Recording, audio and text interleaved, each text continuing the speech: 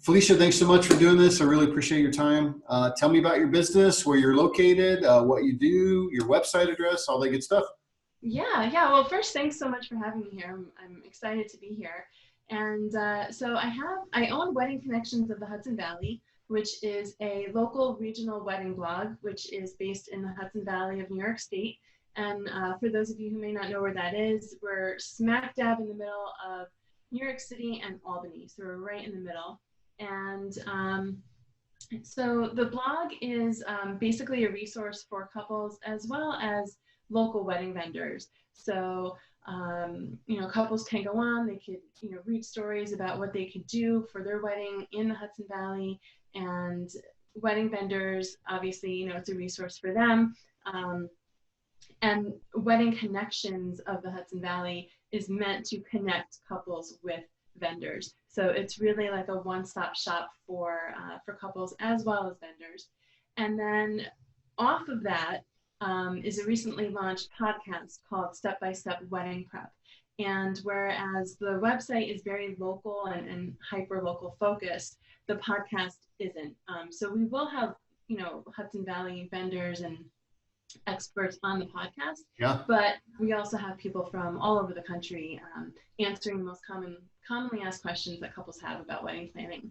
That's awesome. Yeah. So, so the content on the site is geared mostly towards couples getting married so that they can connect with vendors, or is there business information on there as well? So the blogs are more educational based on wedding planning specific to the Hudson Valley. So there's some articles on there like the best spots in the Hudson Valley for a bachelor or bachelorette party. Gotcha. We'll do articles on hair and makeup and photography, and I'm interviewing local wedding experts for their advice. So they're quoted throughout. So it's great marketing exposure for vendors as well. Gets them out there, gives them a little bit of extra promotion. There's also launching a new directory as well. So my website right now is undergoing a facelift. I figured right now is sort of a good time. Great time to do it, yeah. Yeah, so it's undergoing a facelift. So I will have a directory on there as well, so that Hudson Valley wedding professionals can go on there, add a listing, and basically be able to connect with Hudson Valley couples. Cool. So tell me how'd you end up getting into this part of the business? What was the inspiration? How long you been doing it? Yeah, so well, I've always wanted to do something with the wedding industry since I was a kid, pretty much. I went to school for fashion design because I wanted to be a wedding gown designer. And when I got to college and I got into those sewing classes, those were my lowest grades. I got like C's in those classes. So I was like, okay, change of plan. This may not work. Yeah. So, yeah. I kind of veered off a little bit and got a master's degree in communications because I loved writing and I loved being able to communicate and educate. And it wasn't until I got married that the spark got reignited again. And when I was getting married, I was trying to find resources for my specific questions about my Hudson Valley wedding, and I couldn't find it anywhere. And it was so frustrating. And I was the first in my group of friends to get married. I was the first in my family in about 20 years to get married. The same with my husband. So we were basically doing this completely blind. Like we really had no idea what we were doing. Yeah. And it was our vendors that really helped guide us through the process. And I figured, if they're teaching me all this stuff, why isn't this out there somewhere? Like other people could benefit from this. If I am looking for this information and can't find it, and they're telling me all this stuff, there needs to be a repository for all this great information. And when I did some market research before launching and I was interviewing local wedding professionals, I felt a lot of frustration with them as well, because they were looking for a place to express themselves and, a place for their voice to be heard. And I felt like they were getting lost in the sea of, national Yeah. directories and repositories. So that's kind of where it came from. So I started it about 4 years ago. Kind of launched a sort of a little idea, and then it kind of like grew and into the podcast and you know, the blog and the podcast, and that's kind of Nice. where how it started. Yeah. So tell me about like, so for vendors, what are you offering them? Like, I mean, obviously you have a directory that you're working on. Currently, do you just like feature them as content type stuff? Is that kind of the idea? Like you go interview them, maybe do a video interview, put that online, talk about different things, or do you go and you guys chat, or how does it work? Yeah, so you'll see a lot of the blogs on the site. I've interviewed them. So what I would do is either call them or visit them in person if they were, you know, nearby, or just, you know, send them emails that they could respond to. And emails seem to work best because then they can answer it on their time. So, you know, they're constantly busy and they're constantly working. So this Yeah. way, an email, they could do it at night when they're, you know, having a glass of wine or whatever, you know, they could do it first thing in the morning. So they don't have to be anywhere at a specific time to talk to me. There are some videos on there as well. So I actually have a YouTube channel with some videos on there. You know, for example, I spoke to a local wedding salon owner and or dress shop, and so I did some videos with her, and she showed how to bustle a dress, and she showed what to look for in a quality gown, and so I'll do some videos as well. And then, of course, now with the podcast, basically, if you have an educational topic that you want to talk about, you could be on the show. The show is really to educate couples on what they need to know to plan their wedding, because there's a huge learning curve, because Yeah. you know, how often do you do this? Yeah. And there's so much that you need to know, and there's a lot you don't know that you need to know until you're in the thick of it. Right. So my So purpose is, yeah, so with the vendors, you know, earlier we talked about like you needing information and they were guiding you through the process. yeah. So are you asking them questions, the guiding through the process questions, and then that's what you're providing back to couples? Yeah, absolutely. So it's, you know, why, like the benefits of a second shooter and benefits of a first look versus not doing a first look. Hmm. Um, why it's important to get a professional hair and makeup done instead of doing it yourself. Um, all sorts of things. So all the questions that I thought of as I was, you know, getting married spawned the blog post topics. Hmm. And then now it's, you know, I'm asking for feedback and you know, hearing from couples and seeing like what are their biggest concerns and what are their Yeah. biggest questions, and you know, asking them to submit questions, you know, Yeah. for the podcast. So yeah, it's all these little things, and a lot of it is also my own personal reflection. Sure. So you know, things that, you know, I write about, you know, things that you don't really need to worry about, that you know, you spend a lot of time worrying about it, but in the end you really don't. Yeah. Or you know, the day of, certain things like, well, what do I do with this and what do I do with that, you know, things that I've learned along the way, I share my expertise as well. Hmm. So, you know, for the couples submitting questions, what are some common things that you're seeing right now from them submitting questions about? Uh, right now it's coronavirus, and Yeah. you know, like Yeah. what do I do Uh, about my wedding? And yeah. you know, there's so much uncertainty, and I've actually done 2 podcast episodes already about it. Um, you know, because there's so much uncertainty, and you know, they're not sure, and you know, where to start, and it can be a very daunting task too, because I mean, it's already Yeah. stressful enough to plan a wedding to go off as planned. So now it's basically you're doing everything all over again, because then you Yeah. have to find another date, and then you know, so that's been pretty stressful. um, there's a lot of questions I see about like worrying about, should I do a plate charger? Should I not do a plate charger? You know, what dresses should my bridesmaids be in? And, you know, all these little things. And I try to, you know, I try to Yeah. remind them, there's a lot of like bride groups that I belong to, and, you know, and I try to remind them like, let's focus. I know it's Yeah. important. It's very important to you. Yeah. But at the end of the day, don't stress because it's not, when the day comes, you're not going to be worried so much about that. Yeah. It's not the end of the day if the plate chargers aren't correct. Yeah. Yeah, sure. Um, so for the blog post, do you have couples like do you interview them like through video, or do you just have them ask questions and then you get vendors to actually respond, or is there a combination of those things going on? Yeah, so usually for the blog post, I haven't really asked for a couple questions for the blog post.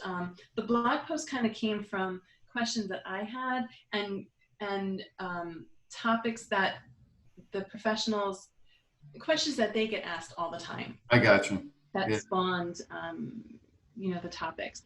For the podcast, now I'm like more on Instagram, and you can ask questions, via stories and stuff like that. And, sure. just, from what I'm hearing and, from what vendors are telling me, like that's what's kind of spawning the questions. And, different bride groups and stuff that I belong to. And, I just kind of get a general sense of like what's been being asked and Yeah. the struggles that they're facing. So if you were to give couples some advice today based on all the stuff you've been listening to and from different sides, I mean, what would be your advice to them? To just breathe. I mean, it's easier said than done. In hindsight, it's 2020, but at the end of the day, it's all about love. It's all about you getting married. So whether it happens now, whether it happens a couple months from now, whether it happens next year, it's going to happen. It may not happen the way that you expected it to happen, but the more the more you can accept what's happening and the faster you can accept what's happening, I feel like you're going to have an easier time dealing with it, because there's really nothing you could do about it, Yeah. except just wait it out. So just breathe, just relax, just have your moment to cry, have your moment to feel mad and angry and stressed, and have that moment. But then also, at some point you have to like flip the switch and be proactive and say, okay, this is what's happening, I'm not happy about it, but this is what we have to do to fix Yeah. it. And just keep going and breathe, and just know that they're not the only ones going through this. Every couple who's getting married now across the world pretty much is going through the same thing. Yeah. So in that respect, they're not alone, and hopefully they could take a little bit of comfort in that, and to really just rely on those close to them, rely on family and friends and their vendors to really their support system to get them through this. Yeah, that's good. Good advice. Let's switch gears a little bit, talk about business side. For you as a business owner, what would you say has been working well for you? Oh gosh, honestly, the podcast has been working very, very well. There's a different dimension to podcast versus blogging. Hmm. Blogging is kind of very one-dimensional, because you can't, it's just words on paper, so you can't Yeah. really get tone, you can't really get expression, you can't really hear the other person Yeah. when you're reading something. But when you take it to a podcast, now you're having a conversation. Now you could hear the other person, you could see what they're all about. There's it's more dimensional. And I found I'm really enjoying it a lot more than I thought I would, because I've always been a writer and I've always loved to write. And so I thought that was my thing. But I'm really enjoying podcasting, and the guests are really enjoying it as well. And excuse me, they're coming up with like, they'll do an episode and then they're like, oh, I just thought of another topic. Can I come on again? So, they're having a lot of fun with it too. Awesome. And yeah, it's really fun. There's more ways to promote it, and I'm just really enjoying it. So that's been really, really working well for me right now. Yeah, that's great. On the flip side of that, though, what would you say are kind of your biggest challenges? So a big challenge, well, it's interesting because I'm not a vendor. So I'm Yep. more of like, in the middle. Intermediary, right? Right. Yeah. So, I'm not a photographer, I'm not a DJ, I'm not a florist. And they all have their seasons, like they're busy between April and November. And so when they're busy, I'm kind of slow because Yeah. I can't get in touch with them. They're always, they're very, very busy. Yep. So a challenge for me, and not to make light of the situation, but I feel like I've kind of gotten a little extension on that because everybody's kind of on pause. So I've been able to reach more people for a longer period of time. Yeah. So that's been helpful. So the challenge really is trying to get to all these people in the off season before they get busy. So Yeah. that's been a challenge since day one, and that's just the way it is because it's so like cyclical. Like you really can't do anything about it. So Yeah. trying to batch as much as I can during that off season, before they ramp up and get busy. Hmm. What other challenges have you run into as a business owner in general? So let me see. I think one of the challenges really is to there's a difference between marketing and advertising, and I offer both. So it's been a little bit of a challenge um, getting vendors to understand what marketing is as opposed to advertising. So marketing is really like touch points. How many touch points can you get, to a About couple? building a brand and Yeah, getting people to know who you are and yep, what you're yeah, about. Yep. yeah, absolutely. And there is a lot of value in local wedding blog advertising and marketing. So my goal is to educate them on why it's so important to not only advertise with local wedding blogs or local wedding um, distributors or Mhm. media distributors, but why it's so important and why it's so crucial for them to do that because they can literally get lost in the sea of whatever is out there. But Oh, when there's you yeah, there's tons yeah, of options today, right? Tons. absolutely. So when you focus local, not only are you going to get a better return on your investment, but you're going to get the couples that want you and that want to hire you. So that's something that's a mission that I'm working on in Yeah. educating them on that. Well, in a I don't know, in a vendor's mind, it's just how do I get a couple in the door so that I can have a conversation with them? How do I get the lead? Right. How do I get the lead? How do I get the lead? Right? Mhm. That's always the focus. Yeah. So the other parts of those, the part of the business is as a small business owner, I have all of these other things I have to do. And Right. if I only care about the part that is my craft and my, the thing I love to do, I don't understand how all these other things work, right? But the reality Yeah. is you have to do them all or you have to hire someone to do them.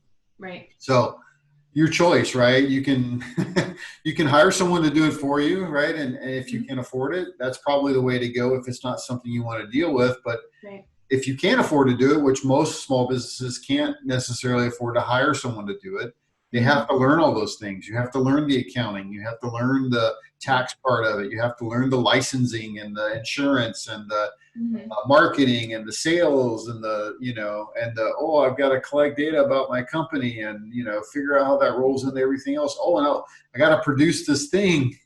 Yeah. Right. I got to deal with Yeah. suppliers and getting stuff in my supply chain and Mhm. producing this thing to get it out the door and Yep. yeah, or sometimes employees and HR issues Right. and now coronavirus and other things, right? Yeah. Yeah. There's a So lot. I mean, you wear many, many hats when you're a small business owner, and especially in the wedding industry, you wear many hats. And our industry is one that's so unique and different from so many others. it Um, is yeah. So yeah, it's challenging for everybody. for Trying sure. trying to make it Yeah. work. Yeah. So as a business owner, you've learned stuff over the years, and if you had to Yeah. go back and tell yourself something, today, what would you tell yourself back then? Yeah. Oh God, I don't think we have enough time. Yeah. So the first thing is, it doesn't have to be perfect.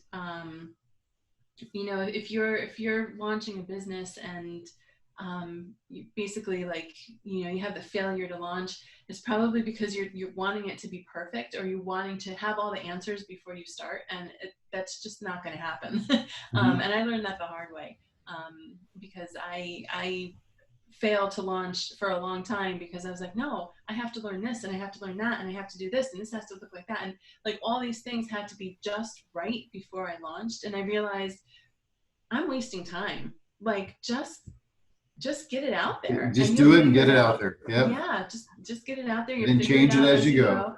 Absolutely. Yeah. So that's one thing. Um, and then the other thing too is, obviously set goals, but I'm kind of very impatient. So I want everything to be the way I want it to be, like yesterday. Yeah. So, learning to be patient, and learning to see growth, and learning to, nurture those connections, and all that takes time. Like, nobody became successful overnight. It all takes time. It So does. those two things really, yeah, I would definitely go back and tell myself that for sure. Yeah. Anyone that's really truly successful, if you look at them, it took them a lot of hard work and it took them a long time to get where they are.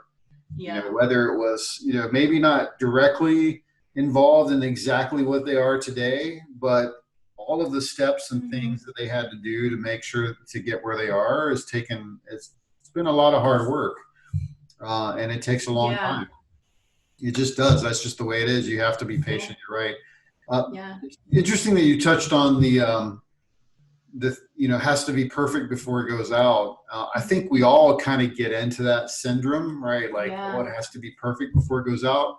But in software engineering, which is one of my trades, there's this thing called, or this concept called minimum viable product. Hmm. And what the plan is before you actually start doing anything, you have to define up front what is the minimum viable product to get out the door before you iterate and do something else. And Mm-hmm. so you have to define that up front. I think if you do that up front, what is the minimum thing I can get out? And then just iterate over it, right? Because what Yeah. what you really need is you need feedback from other people telling you what's working, what's not working, Mm-hmm. so that you can roll that feedback back into your iteration process so that you can basically iterate over it, right? And make it better, Yeah. and iterate over it, make it better. But Mm-hmm. yeah, we all get caught up in that. I know I have. Yeah. Yeah. It's like the comparisonitis, you almost kind of like, you're comparing yourself to what other people are doing, but you're comparing your day one to their year 10, like, Right. you just Yeah. you can't do it, Yeah, you look at I other have, people and you go, oh, look how successful they are. I can do that. How come I'm yeah. not there? And it's 2 months later, right? Yeah, exactly. Yeah. And when you think that way, it gets very frustrating because you're like, you get, Absolutely.